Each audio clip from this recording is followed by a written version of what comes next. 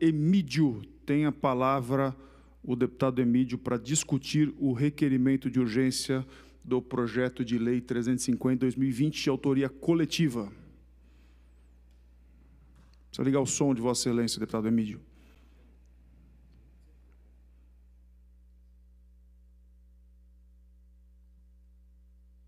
O som acho que é você aí que tem que ligar, aqui já está desativado, deputado Emídio. Agora sim, tem a palavra Vossa Excelência.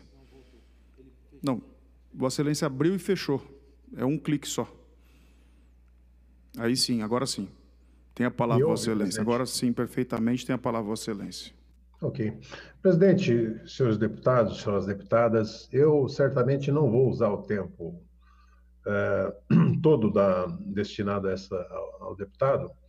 Eu apenas quero fazer algumas considerações. Assim, eu acho louvável o esforço que tem sido feito.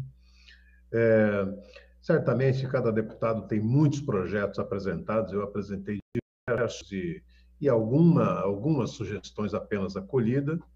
No meu caso, acolhida a questão de garantir aos trabalhadores da saúde que não podem voltar para suas casas hospedagem próxima aos locais que trabalham, né? Isso é uma medida importante, fornecimento de EPIs para todos. Eu realmente acho que é importante. Agora, eu acho que nós precisamos ir no limite do que do que é possível fazer dentro da Assembleia. Eu noto uma certa timidez nessa questão de avançar em gastos. O Congresso Nacional, a Câmara dos Deputados, tem avançado muito, muito mais. A própria formulação do auxílio emergencial foi muito mais construída dentro do Congresso do que via Executivo. O Executivo tinha proposto R$200. Foi a Câmara, a presidência da Câmara e do Senado que acabou conduzindo a medida que nos levou a essa situação. A mesma coisa sobre outras medidas, socorro a empresas que estão sendo feitas, a mesma coisa agora sobre o adiamento do Enem. Quando o governo decretou agora à tarde o adiamento do Enem, a Câmara já tinha construído maioria para fazê-lo. O governo. Então, eu acho que é preciso mais ousadia vamos dizer, na construção, no final desse projeto, na consolidação dele, ver o que é possível acolher, dialogar com o governo no sentido de buscar uma amplitude maior desse projeto.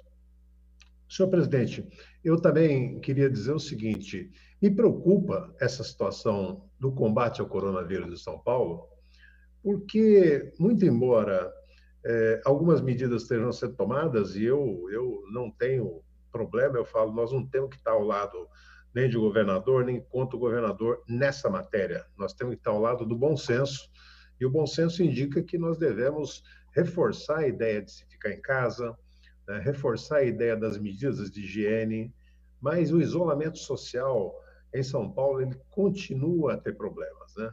Porque o governo federal, o Bolsonaro, ele trabalha exatamente no sentido contrário. Ele trabalha no sentido de dividir o país, de ir na contramão do que a ciência fala, do que os outros falam, né, do que se recomenda todos os órgãos de saúde, todos os países fizeram, e só se venceu essa pandemia, nos lugares que se venceu, que diminuiu, saiu do pico, com disciplina, né, e com rigor da lei, não teve outra forma, né?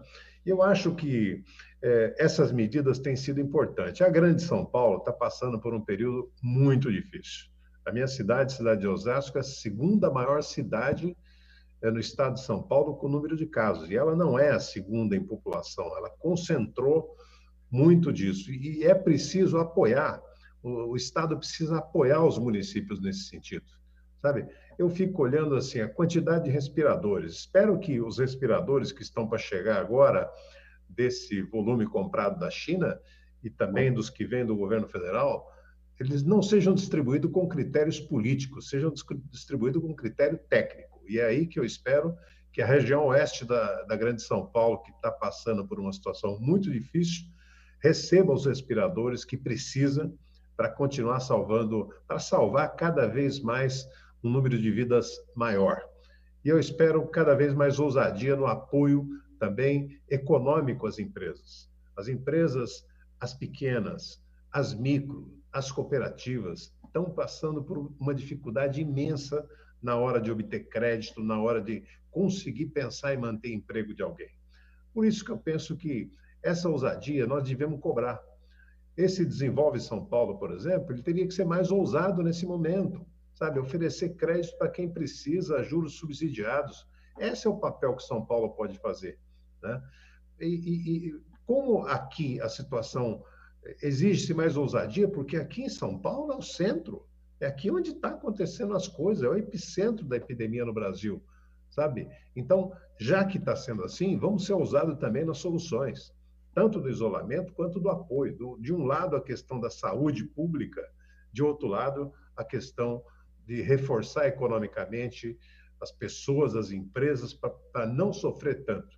Então, eu apelo que, na finalização desse projeto, se contemple também outras reivindicações importantes de todos os deputados, como aqui apresentada pelo deputado Zé Américo, que eu subscrevo, da questão da saúde, da questão da cultura, do apoio aos artistas. E não é os grandes artistas, os artistas famosos, os artistas, é aquele que toca no bar, sabe, à noite, que toca na noite, toca no restaurante, é aquele que ele faz pequenos shows, é contratado, é o artista de circo, é o artista... Então, acho que nós precisamos ter ousadia um pouco mais na finalização desse projeto. Era isso, senhor presidente, senhores deputados, o que eu tinha nessa tarde.